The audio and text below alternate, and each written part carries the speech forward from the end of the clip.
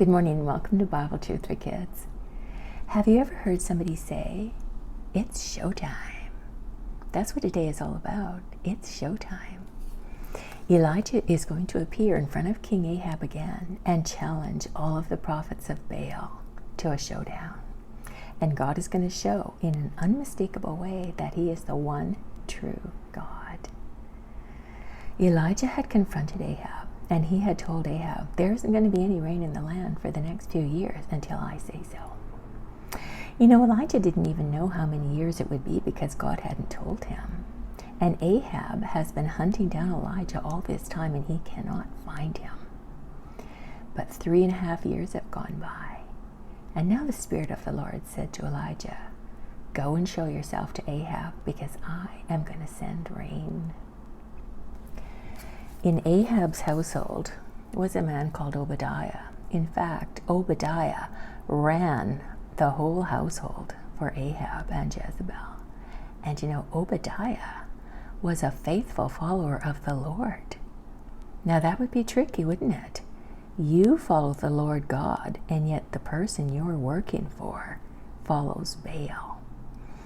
But you know, God has his people everywhere. And Obadiah was being faithful to the Lord, even though he was working in those difficult circumstances, running the household of the biggest Baal worshiper in Israel.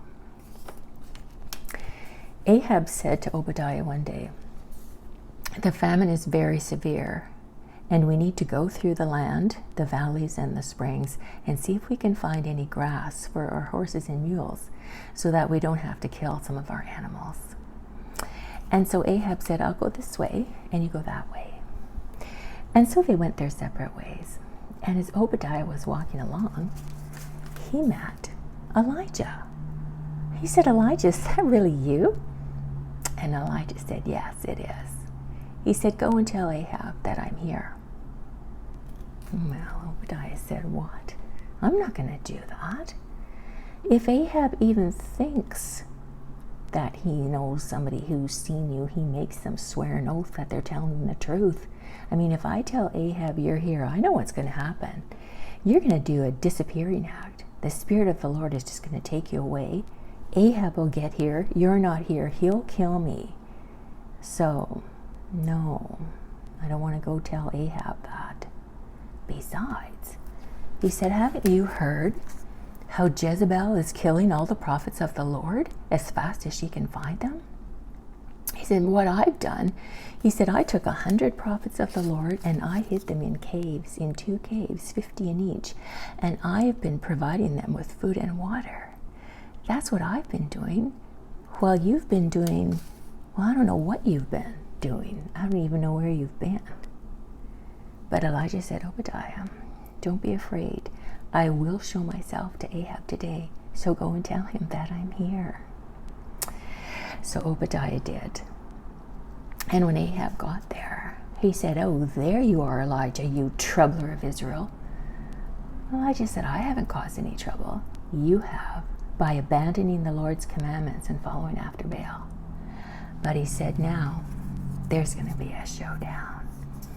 Gather all the people of Israel and the 450 prophets of Baal and meet me on Mount Carmel.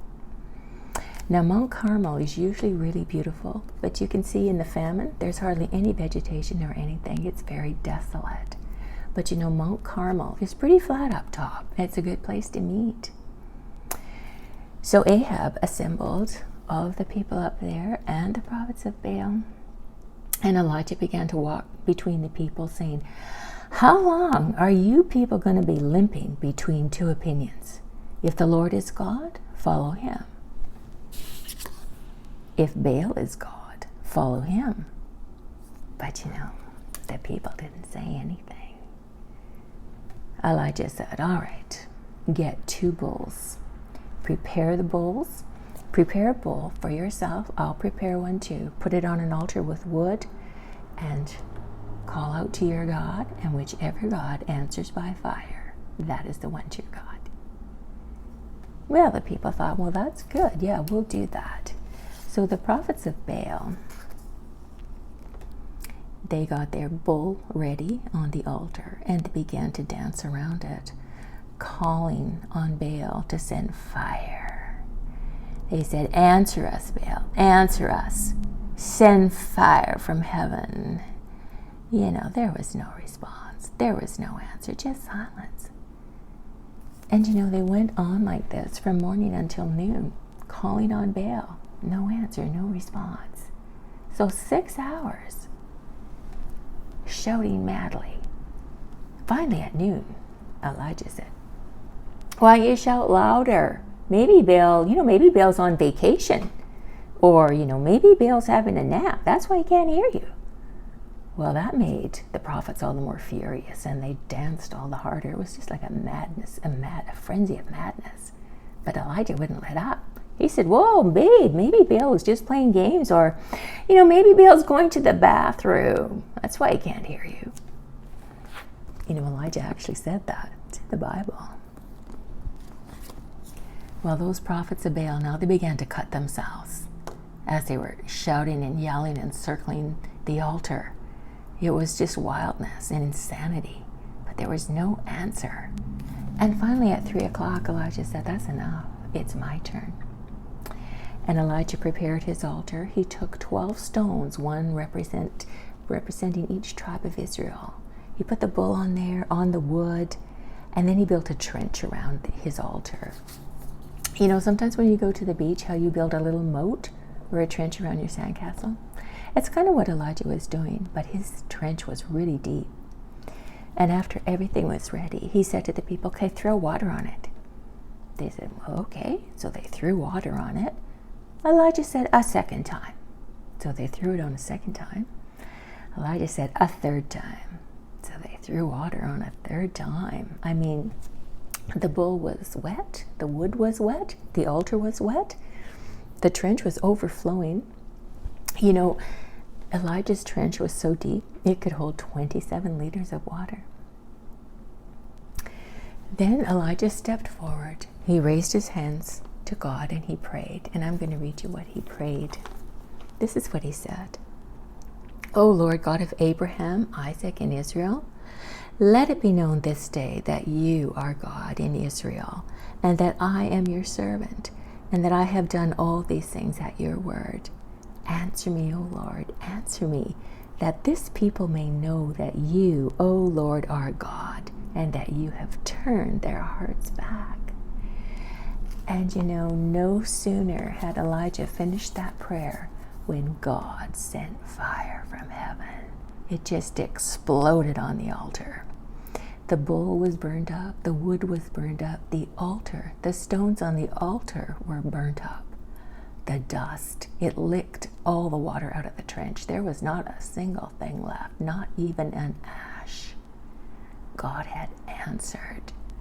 God showed in an unmistakable way by sending fire from heaven that he was the one true God.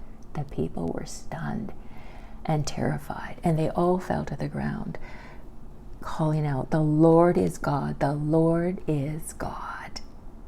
God is all powerful. There is no one like him. But that was not the end of the story. Because as soon as that had happened, Elijah said, "Seize the prophets of Baal. Don't let anyone escape." Now there was 450 of them. But Elijah had them rounded up and taken down to the Kishon Valley. And he had them put to death. In the book of Deuteronomy, it says that any false prophet who lead the people astray to worship false gods should be put to death. That was God's judgment on the prophets of Baal that day for their sin and for their rebellion. But God is also a compassionate and a merciful God. And that day he sent rain. Elijah said to Ahab, "You go and eat and drink and wait for the rain." And while he did that, Elijah sat on Mount Carmel with his head between his knees and he prayed. And he said to his servant, "Go and look towards the sea." So his servant did, and he came back and he said, "Well, look, I don't see anything." Well, Elijah prayed again.